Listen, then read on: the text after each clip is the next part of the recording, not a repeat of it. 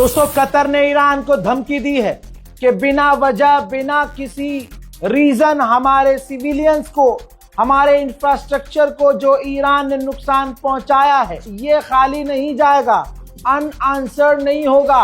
इसकी जवाबी कार्रवाई हम करेंगे। कतर ने कहा कि हमारे सिविलियंस के इलाकों पर सिविलियंस को निशाना बनाया ईरान ने यहां तक कि इंटरनेशनल एयरपोर्ट को निशाना बनाया, जिन हमलों को हमने काफी मुश्किल से रोका। जी हां, और बदला लेने की बात कतर ने कर दी है। सिर्फ यही पहला झटका नहीं है, दूसरा बड़ा अपडेट यह है कि कतर ने ईरान से, ये देखिए official letter head, official statement है, कतर ने ईरान से रिश्ते तोड़ लिए हैं।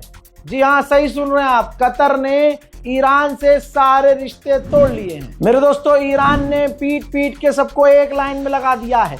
ये देखिए, कतर, यूएई, बहरीन, सऊदी अरब, जॉर्डन, कुवैत और अमेरिका, इन सब ने, ये देखिए, इन सब ने एक साथ ईरान के हमलों की निंदा की है। ईरान ने इतना पीटा है इन सबको कि सब एक लाइन में खड़े हो गए हैं, एक साथ बोल रहे हैं। जंग में फ्रांस भी कूदने की तैयारी में है, लेकिन फ्रांस ने एक बात सही कही। फ्रांस ने आधिकारिक तौर पर कहा कि ईरान पर हमले से पहले यूएन में चर्चा होनी चाहिए थी कि क्या करना है, तो ऐसे हालात ना होते। वहीं फ्रांस ने यह कहा कि जिस तरह से अरब के हालात हैं, हम सोच रहे हैं कि अरब को बचाने के लिए हम जमीन पर उतर आए। सऊदी अरब ने कंफर्म किया है कि प्रिंस सुल्तान मिलिट्री एयरबेस के करीब हमने ईरान की बैलिस्टिक मिसाइल को मार गिराया है। आपको यकीन नहीं होगा, ईरान के अंदर यहूदी लोग भी रहते हैं जो ईरानी यहूदी हैं। उन्होंने स्टेटमेंट जारी किया है और ईरान के ऊपर हमला करके आयतुल्लाह सैयद अली खामनाई को जो शहीद किया है, इस हमले की इजराइल और अमेरिका की निंदा की है और कहा है कि हम हर तरह से ईरान के साथ हैं और सुप्रीम लीडर ऑफ ईरान के खून का बदला लिया जाएगा। उधर इजराइल कह रहा है कि हमने ईरान के 2 इंटेलिजेंस सीनियर ऑफिशियल को कत्ल किया है। स्ट्रेट ऑफ हॉर्मुज लगभग ईरान बंद कर रहा है, लगभग आप समझ लीजिए बंद ही हो गया है। दुनिया का 20% तेल इसी इलाके से जाता है और 30 से 35% लिक्विफाइड नेचुरल गैस इसी इलाके से जाती है।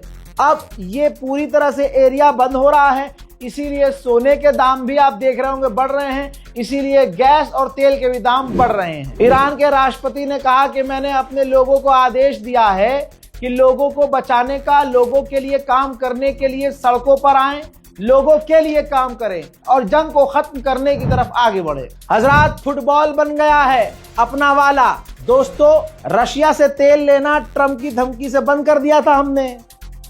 एक फोन कर देता है वो, तो अगला पैंट में मुंह लगता है, तो हम क्या करें। बहरहाल, मेन बात यह है, ब्लूमबर्ग की रिपोर्ट में आ चुकी है बात कि जो स्ट्रेट ऑफ हॉर्मुज है वो बंद हो रहा है और पर्शियन गल्फ बंद हो रहा है, जिसकी वजह से रेट तेल और गैस के बढ़ रहे हैं। अब भारत की कंपनियां सोच रही हैं कि दोबारा से रशिया से तेल लिया जाए। हजरात, बहरीन के पोर्ट पर एक समुद्री जहाज, टैंकर खड़ा हुआ था, उस पर भी, खड़े हुए टैंकर पर भी ईरान ने ड्रोन दाग दिया है। खौफ में इजराइल इतना है कि इजराइल ने अपने मुल्क में गैस की और तेल की कंपनियों से कह दिया है कि कुछ वक्त के लिए काम बंद कर दो। अब असली खेल सामने आ रहा है। यूएई ईरान की मिसाइलों को रोकने के लिए $2 बिलियन खर्च कर चुका है। हजारों की तादाद में ईरान की मिसाइलों को रोकने के लिए इंटरसेप्टर लॉन्च किए हैं। भाई, 2 दिन में $2 बिलियन खर्च कर दिए यूएई ने। क्या फायदा हुआ? यूएई को सोचना चाहिए कि अमेरिका की जिम्मेदारी थी हमें बचाना, अपना पैसा खर्च करके अपने आप को भी यूएई बचा नहीं पा रहा है। वहीं ईरान ने किया है कंफर्म कि हमारे न्यूक्लियर फैसिलिटी, नातंज के न्यूक्लियर फैसिलिटी पर इजराइल ने हमला कर दिया।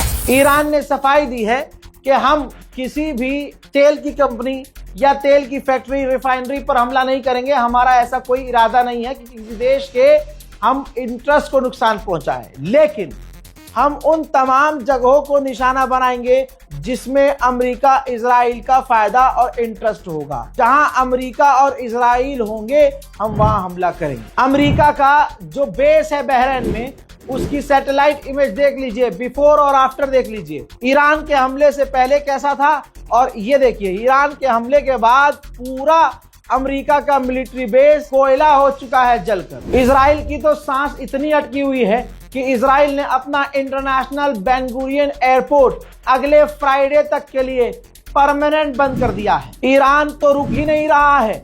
ईरान ने एक बार फिर से यूएई के ऊपर अमेरिकी एसेट्स को निशाना बनाकर ड्रोन और मिसाइलें दागी हैं। धुआं ही धुआं है इस वक्त अरब। तस्वीरें लगातार आ रही हैं, ये देखिए एयरलिफ्ट करके अमेरिका दुबई से अपने लोगों को निकाल रहा है। ईरानियन ऑफिशियल ने कहा है कि हमने नेतन्याहू के दफ्तर और उनके ठिकानों को निशाना बनाया है, और आगे उन्होंने ये भी कहा कि हमने यानी IRGC ने और इजराइल फोर्स के जो चीफ है उनको निशाना बनाया। ईरान ने लास्ट में ये भी कहा ऑक्यूपाइड फिलिस्तीन के इलाकों में, जहां जहां इजराइल ने फिलिस्तीन की जमीन पर कब्जा किया हुआ है और खुद वहां रह रहे हैं, वहां सायरन नहीं रुकेंगे, वहां सायरन अलार्म बजते रहेंगे, यानी ईरान हमला करता रहेगा। उधर ब्रिटानिया ने कांड कर दिया है। ब्रिटेन ने अमेरिका को अपने एयरबेस का इस्तेमाल करने के लिए परमिशन दे दी है कि आप हमारे बेस का इस्तेमाल करके ईरान की मिसाइल और ड्रोन को रोक सकते हैं। हज़रात फिलहाल के इस अपडेट में इतना ही, और बच्चे की जान लोगे क्या?